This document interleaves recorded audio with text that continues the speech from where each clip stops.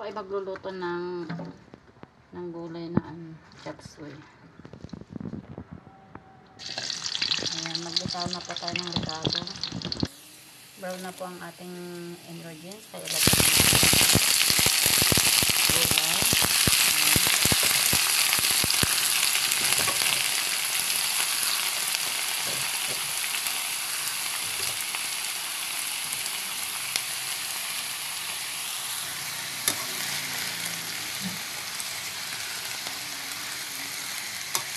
Wala po yung sahog kasi nagbabudget po tayo. So tama na yan. Sapat na po yan. Lagyan po natin ng oyster sauce. Yes, kaya masayap.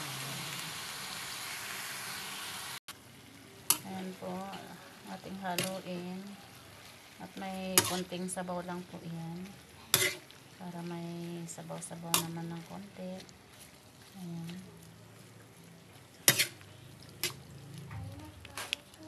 Natin pong tatakpan para mabilis maluto. Lagyan po natin siya ng itlog. Na 3 peraso lang. Para naman kakaiba ang ating lutuin. Diba?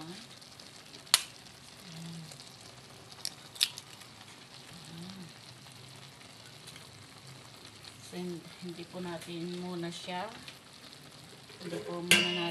imimix, kundi takpan po natin para maluto. Ayan, luto ng ating gulay na chop suey with egg.